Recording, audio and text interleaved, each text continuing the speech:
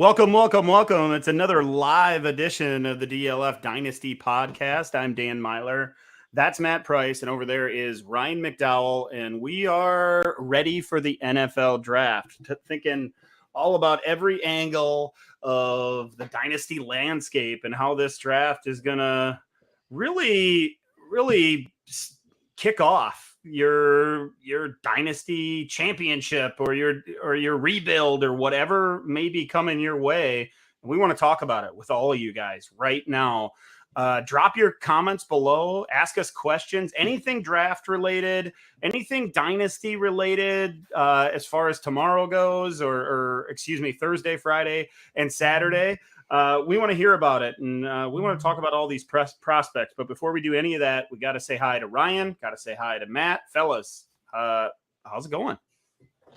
Oh, man, I am ready. Totally ready. We've talked about it on the pod. We're getting together tomorrow, Wednesday. Yeah. We'll be hanging out in person, which is always a fun time. And then add the NFL draft and all the excitement that brings. It's going to be a great weekend. Cannot wait. Let's just get into this, Dan. I don't know if you have some place you want to start, but I feel like we got to start with this Levis situation, moving from 5,000 plus 5,000 like 48 hours ago up to, I think it's like plus 400 the last I looked several hours ago. It might even have even come closer at this point, but this is insane. Do we really think that Levis is going one overall at this point? Well, of course, the three of us have a chat, a back and forth that we do on, texting back and forth, and that was a topic of conversation this morning. Ryan, you're our resident Wildcat homer, yeah. And I know you try to look at everything from a 1,000-mile away view and not be too much of a homer, but man, Levis he's creating some buzz here on the eve of draft eve. Yeah, I mean, certainly a surprise, and I mean that kind of grew. Evidently, I think it grew at least from a random dude on Reddit that claimed to have some inside sources that Levis had been told by the Panthers he was going first overall. That was enough to push the markets. No, I don't think it's happening. I don't think Levis will go first. I don't think Levis will go second. I still think he falls outside of the top 10, honestly. So that's kind of a separate topic. We've got to talk about what Matt Price said this morning, though, in this chat. Matt, you said if the Panthers take Will Levis first overall, that alone would be enough to make Jackson Smith-Njigba your 101 rookie pick. And I think Dan and I were both a little confused by that, what those two things really had to do with each other. And what about Bryce Young? What about Anthony Richardson? Because I know you love Richardson, and honestly, I think he's the one player in this draft that the draft capital doesn't matter. If he falls to 15, 20, 25, that's fine. We're still going to wait. We still love the upside. Yeah, I think if I said it makes him the 101, I didn't mean that. I just meant it would put him above all the quarterbacks for me, because if Levis is number one, that means that the number one pick has questions about these other two guys that are cleaner prospects, and Bryce Young and CJ Stroud. And Anthony Richardson, I think, like you said, it doesn't matter as much if he falls. But I think if he goes at 4 to the Colts, where he's been mocked 4 billion different times this offseason, I just feel like that's the best landing spot for him. So if Levis goes 1, I don't think that Richardson is going 4 to Indianapolis, whereas right now I think he has a shot at that. So I guess that's really the concern, is that if these NFL prospects these NFL teams, front offices really see Levis as the top option, then that like messes with my entire evaluation of these quarterbacks from a draft capital standpoint. And to me, Jackson Smith-Njigba is about as a can't miss prospect as Bijan Robinson, with that elite agility, basically the same 3-cone as Christian McCaffrey. He's going to get open at will, and I don't want to miss with that early first round pick. So if these quarterbacks are in question all of a sudden in the eyes of the NFL, I'm going to go back to the two prospects that seem like can't miss prospects. And for me, that's Bijan Robinson and Jackson Smith-Njigba. Oh. I think Matt trusts the Panthers more than anybody else in the whole world. He trusts that. Frank Reich is pretty good, man. Frank Reich is a good all right, maybe, but I just don't think, it really feels to me that if that were to happen and you were to bump all those quarterbacks down because one front office made that decision, that makes me feel like you don't feel that great about how you value the quarterbacks going into the draft yourself. No, it's not that. It's how the NFL views them. That's all. That's how the literally Panthers were to view them. I don't trust the Panthers. Ryan, anything to add there? Well, Matt, you're confusing me, man, because you say that you don't want to miss on your early first rounder, but you've been an Anthony Richardson fan, and as much upside as he can't miss if he goes at number 4. No, he's not. He has the widest range of outcomes of any player in this draft. He could be the Dynasty quarterback 1 in 3 years, or he could be out of the league in 3 years. So I don't know how you could say you want you don't want to miss at the top of the draft and love Richardson. Because I don't think he's a miss if he goes with like a top 4 draft capital. I don't think he's a miss at that point. I think he's going to start sooner than later in Indianapolis. And I know everybody wants him to sit for a year, all this stuff, and I'm sure that would be fine too. But I really think this is a guy who learns on while he's playing the game. He's shown that as 1 year as a starter, he got better as the season progressed. He got better from after the limited playing time he had before becoming the starter. So I just think that if he lands in that particular spot, then for me, you can say he's the widest range of outcomes, and I totally understand that. He can totally flop from a passing standpoint, but I just think in that particular location, he is not going to miss. Lots of different ways we could take this conversation for sure, but it starts really with Levis and all the buzz surrounding him. Ryan, you mentioned that you don't believe Levis will go in the top couple picks, and you actually think he'll fall outside of the top 10. Maybe that's the case, but the books seem to suggest that there are a lot of teams that are interested, and that makes me think that somebody inside that top 10 is wanting to trade up for him at this point. And even if they don't do that, they would still pull the trigger on a guy like that. We've heard the Vikings, we've heard the Patriots, these types of teams that could potentially try to move up for Levis, and he'll be one of the names we're all watching very closely. Our guy Cody, he chimes in with King Levis. I love it. I want Levis to be good more than any player in this draft. Nice. Matt Price has to eat the crow on it. That's fair. I love it. Let's get to a strategy question, guys. David Bishop has a good one. Single quarterback league. How much should you pay to go from the 102 to secure the 101 in a rookie draft? Matt, you got any thoughts on this one? 0. Just give me JSN, and I'm fine with that without giving up something else to get Bijan. If I have the 102, I'm probably not a great team anyway, right? If I have, there are obviously instances where contenders will have those picks if they traded for a pick and it became that or whatever. But I think in most cases, you're probably not competing in that area. So if you want to go up to Bijan and then use that as draft capital to trade for something else, that's fine. But I think you just take JSN and don't pay anything extra, because the 101 person is going to want something of significance. And I don't think that JSN is that far off from Bijan. Yeah, I think that's definitely fair. As far as the actual question, I think it's going to take a ton. It's going to take a lot to go from 2 to 1. Looking at our startup ADP, which does include these rookies, it's not apples to apples as far as that comparison. But Bijan Robinson in our 1 quarterback format is 4 overall right now. Jackson Smith and Jigba is the second rookie drafted, and he's at 29 overall. So imagine moving your mid third rounder in a startup up to a top 4 pick. It's going to take multiple future first rounders, or it's going to take a very, very good player, like a second round type guy, right? Yeah, you gotta give that kind of talent, and we're talking about some pretty big names right there. I like what Matt said though. I don't really love the idea of going up, especially if you're down in the dumps trying to rebuild a team. Maybe JSN is the right pick in that spot, because we might be looking at 10 to 12 years of a big time receiver manning the slot in the NFL. And with Bijan, no matter how good he is, most likely that's a 5 or 6 year window. Yeah. One conversation that I've heard quite a bit, really throughout this the past several months is if you earn, and Matt kind of alluded to it there, if you earned the 101, obviously Bijan is the pick, but is your team really ready to add that running back? We always say if you're rebuilding, if you're not a contender, running back should be the final piece of the puzzle. That should be the last thing you work on when you're building up that team.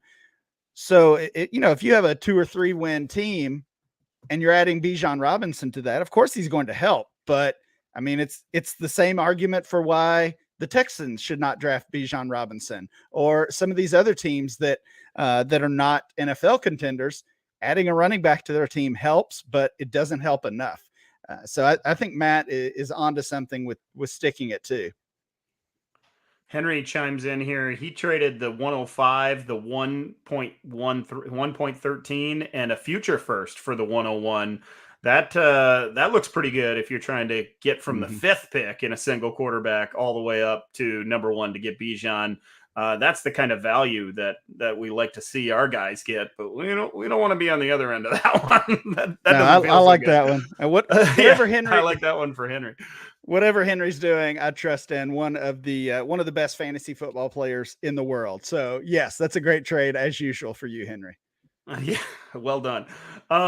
So getting back to the draft, guys, I was thinking about this whole JSN thing and thinking about draft capital with him, because there is a little bit of question out there, especially over the last 48 hours, even if JSN is going to be the number 1 wide receiver taken in the NFL draft. There's some out there that are questioning that, think that maybe one of these other guys could slide in front of him. I've been a JSN to the moon type of guy from the beginning, going back to a couple of years ago at Ohio State.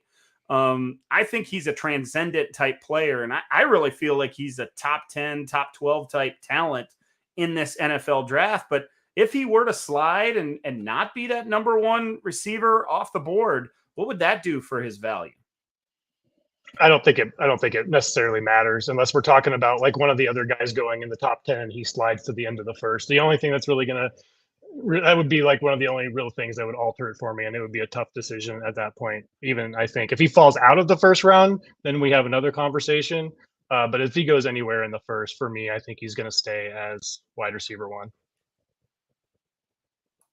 Yeah, I think I would probably keep him at 1 as well. But honestly, I do kind of feel like all the wide receivers will fall. It wouldn't surprise me if JSN was still the first wide receiver off the board, but possibly the late teens or in the 20s. Yeah, it's going to be interesting. We've talked a lot about Bijan, JSN. We've talked about these top quarterbacks. Let's go down the board a little bit. If those of you out there that haven't watched or heard a lot of our podcast, we talk a lot about Cedric Tillman, and he's a guy recently, Ryan, that I know you've liked for a long time. Matt, you as well. These are guys that he's a guy that we feel can make the leap to the next level, maybe even be a better pro player than a college player. He's typically looked at in the 2nd round in our mock rookie drafts, and all of us seem to rank him closer to fringe first. What about Cedric Tillman do you like most, Ryan? Well, again, we've said it on here before. I think he's kind of an outlier in that Tennessee offense, where I'm worried about Hendon Hooker. I'm worried about Jalen Hyatt, but I think I think Tillman is, he's that big target, which is rare this year, and just more of the traditional type of wide receiver that we've seen. He stands out literally and figuratively in this wide receiver class as one of the bigger targets. And I think that's why we're seeing his draft stock rise. And again, same with Jonathan Mingo that we've talked about before.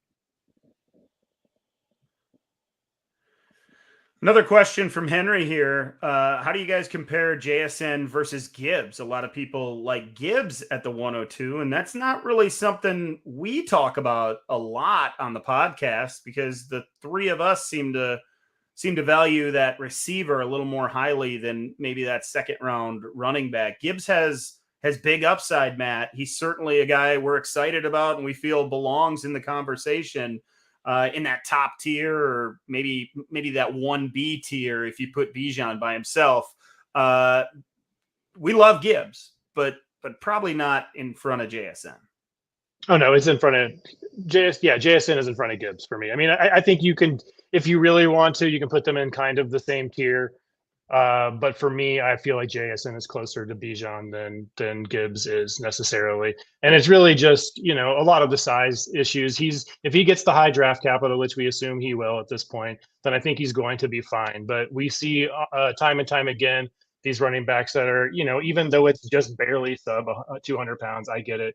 But we see time and time again that these smaller backs, they often don't pay off in terms of fantasy from the big, those really huge games. So from a pass cancer standpoint, I think he has all the talent in the world to be like that 85, 90 catch running back in the Christian McCaffrey, Austin Eckler kind of mold. It's going to have to. I'm just not sure he's the same kind of runner between the tackles as those two guys, and he's going to have to prove that. Like both of those players did have to do that. We talk about Austin Eckler, and he had was it year 3 or year 4 before he really broke out, and they really started to give him more of those between the tackle catches, and then it was just 2 years ago when they finally started giving him the goal line work. So he's going to have a lot to prove at that size from a feature back perspective, but from a PPR's perspective, yeah, absolutely, he's through the roof. I just would rather have the receiver. Yeah, still JSN for me as well. We did hear the buzz yesterday, or the report that that Jahmyr Gibbs is expected to be a first rounder in the NFL draft. So, if Gibbs and JSN end up in that same range, let's say in the last 10 picks of the first round, it probably becomes a closer conversation.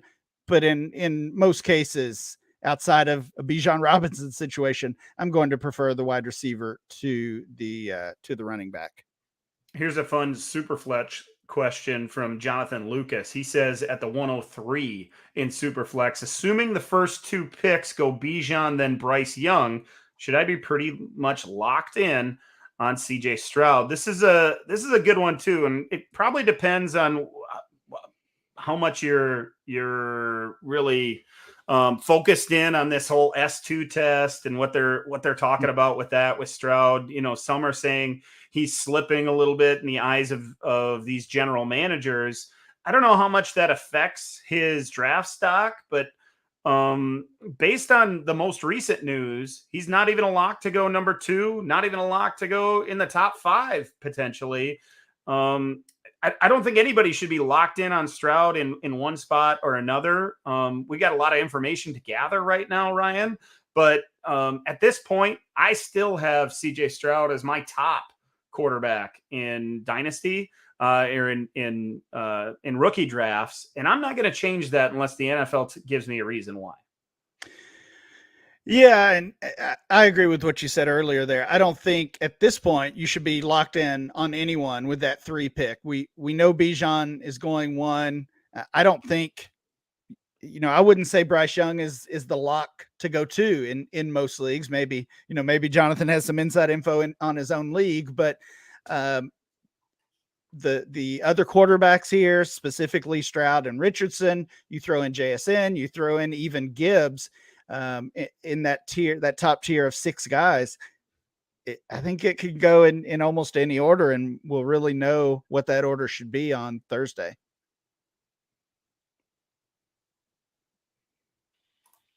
A good topic or a good comment from Will here. If Stroud goes to Indy, he has to go top 3 in Superflex draft. Matt, you've been kind of banging the table for Anthony Richardson to land in Indianapolis. If it's Stroud, how does that affect your rookie rankings? I mean, it's going to be relative to where the other guys go. I have Stroud as the 3rd option of those top 3, and it's splitting hairs certainly, but I just prefer the upside and the floor. I mean, it's going to start as a floor first for Richardson because the passing is going to have to come along. We all know that. So the long-term ceiling of Richardson and the escapability, the pocket awareness, the improvisation, the ability to make plays on the move and thrive in the chaos that is the NFL. We know that clean pockets are not often a thing in the NFL, and I just feel like Bryce Young is more equipped to play in that kind of environment than Stroud is. But it's splitting hairs. If Stroud goes ahead of Young, maybe I have Stroud ahead of Young. I'm probably not putting either ahead of Richardson unless for some reason Richardson falls to the 20s, the 30s, or even out of the first round entirely, and that point I'll have to make a decision. But if all three of those guys are going top 10, I'm probably going to stick with Richardson as number one. We have a couple of DLF subscriptions to give away, and we wanted to talk with you guys about that a little bit. So if you're interested in a DLF sub, especially if you're not already a subscriber, if you want to check out dynastyleaguefootball.com, everything we have to offer over at DLF,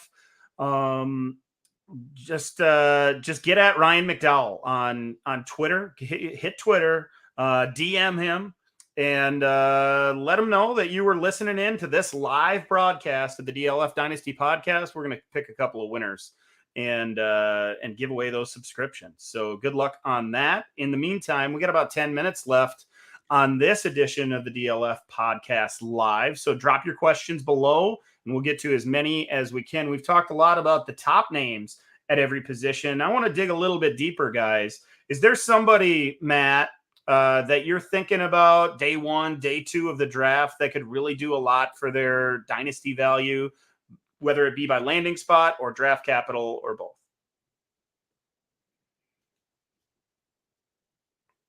Oh, Matt's muted. Uh-oh.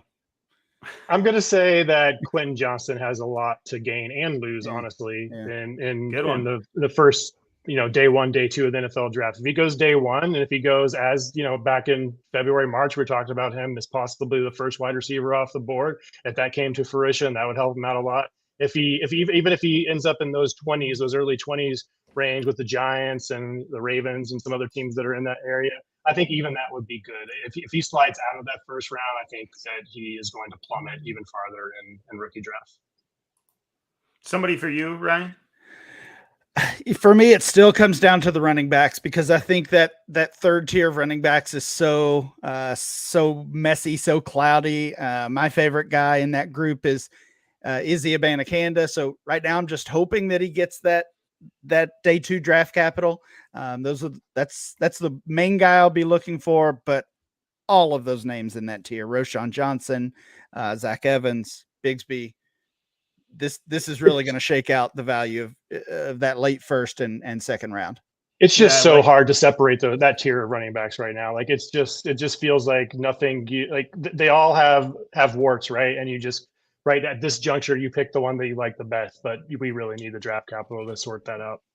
Yeah, and the landing spot. That's going to determine so much. There's a lot of us in the dynasty community that are looking down to Miami or looking over to Atlanta or some of these other teams and thinking to themselves, man, if one of these guys get that second round draft capital and land in one of these spots where they could get the lion's share of the carries in week one, potentially, that's going to do a lot for that dynasty value and certainly going to move them up draft boards as the season progresses or as the off season progresses, I should say. I was wondering about these tight ends. That's kind of where my mind seems to go because it's a position that's so deep and we talk about regularly.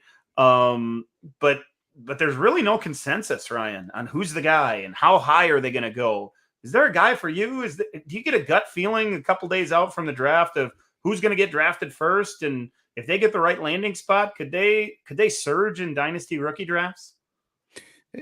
Yeah, certainly. I mean, it's funny that I would say the top tier of quarterbacks, the top tier of tight ends, and that third tier of running backs that I just mentioned, it's all kind of the same story. We're waiting for the NFL to tell us what they think. Each of us have our favorites. Everyone in the dynasty community has their favorites, but we need that last piece of the puzzle to really figure it out. As far as the tight ends, I feel like Kincaid's probably the first one off the board. The one I'll be focused on is the guy we talked about, I believe just last week on the pod, Sam Laporta. He's the one kind of moving up my boards and or my rankings. And I think he could, it's been that group of 4 tight ends the past couple months. I think he could make it a group of 5 tight ends and be right in that mix with Washington, Mayer, Kincaid, and Musgrave. Well, Washington and Kincaid are they're right up there. Mayer's the one that continues to get the hype in dynasty circles, though. In fact, I was looking at our rankings, rookie rankings over at DLF, and he's still a top 10 pick, according to a lot of the rankers. In fact, in the average among all the guys that rank, he's number 10 overall, as high as 7 and as low as 24. I have him way down there at the end of the second round. And I really like Michael Mayer. I think that, Matt, you talk about this regularly, because this class is so deep at that position, you just don't want to invest early in one guy.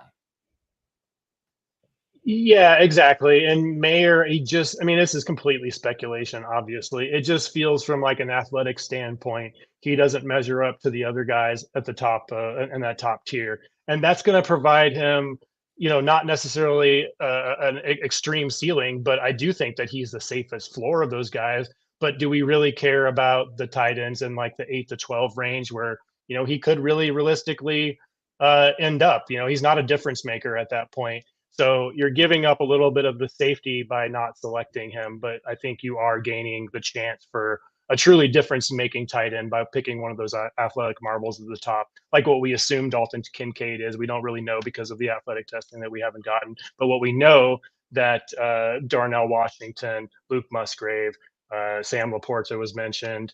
There's some other guys in there too that just have the athletic ability to really make a difference in fantasy for us. So that's really the only hold up with Mayer, is that I just don't know if the ceiling is there from an athletic standpoint.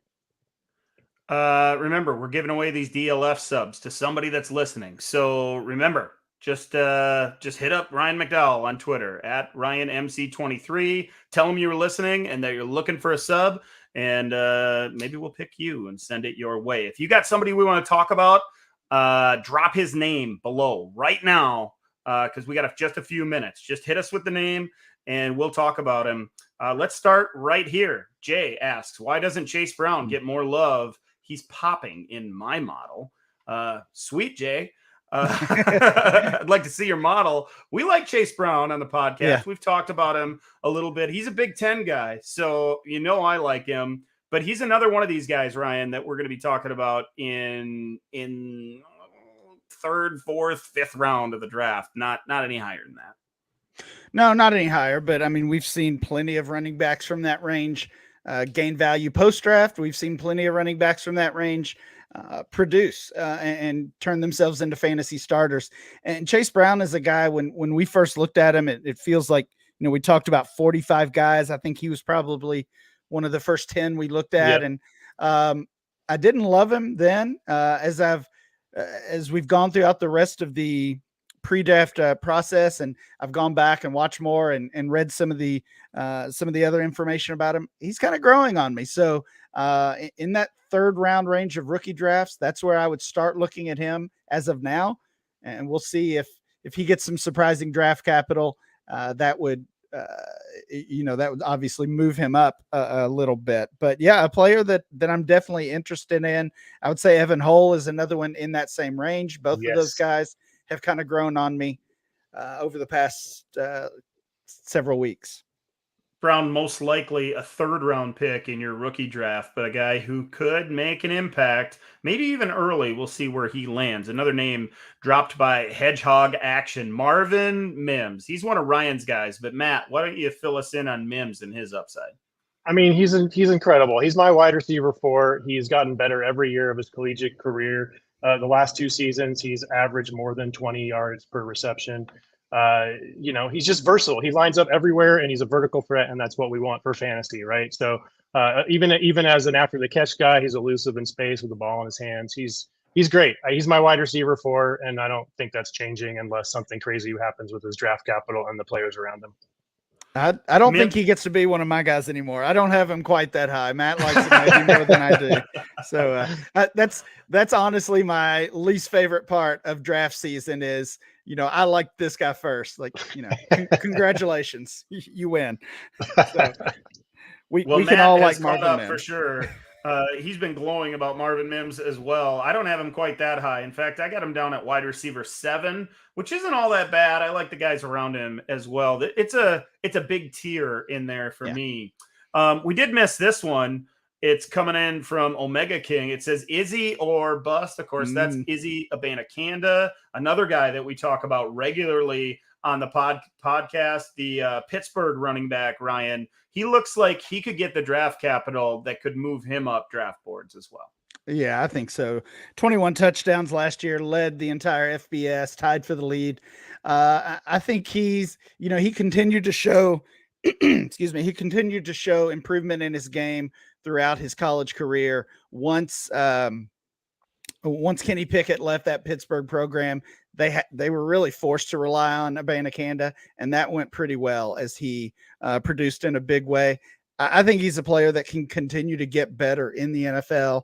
Obviously has some jets, can run away from defenders, and the pass catching is improving. So really, I think he can be a 3-down back, and I just want to know which team he's going to be playing for.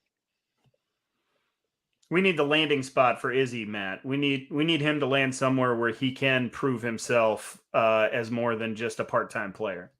He's going to need to go somewhere where they're going to create big holes for him, because the only worry about him that I have is that lateral agility, which you don't see a ton of on tape. He's very big, he's very fast, he's the fast straight line runner. He doesn't catch passes and he doesn't have a lot of wiggle. So there's room there for disappointment, but we love the athletic upside of the guy. He is the most athletic running back in the class. So that spells good things, and I hope he has success. We just need to have him go to a spot with a good offensive line and an offense that's going to use him correctly.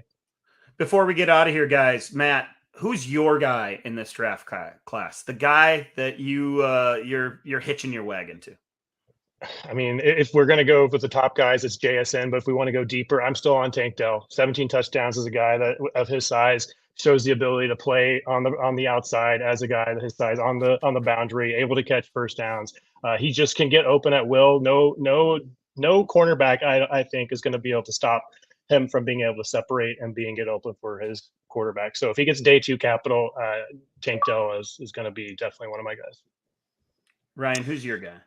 Bijan Robinson. Can't be Mims anymore. Bijan Robinson. No, you're just going to take him in every That's draft? why I didn't pick JSN. The guy we just mentioned, Abana and Tillman, we talked about earlier. Those are my 2 guys in that second round range, and I think both could end up being late first rounders in dynasty rookie drafts. Yeah, I got a couple as well. Tank Bigsby is really warming up for me. He's a guy that I think is a mover and is going to get the draft capital that's going to help him out. That Auburn offensive line didn't do him any favors, and NFL scouts know that. Dynasty managers are about to know it when he gets the draft capital. The other guy for me, I'm going to aim a little bit higher. I know you guys said don't do that. I'll say Zay Flowers. I've fallen in love with that guy over the last couple of months throughout this process. I really like what he can do for an NFL offense, and I think he can be a weapon all over the field. So everybody out there, don't forget, we're giving away those subs at RyanMC23. Just tell them that you listen to the live pod.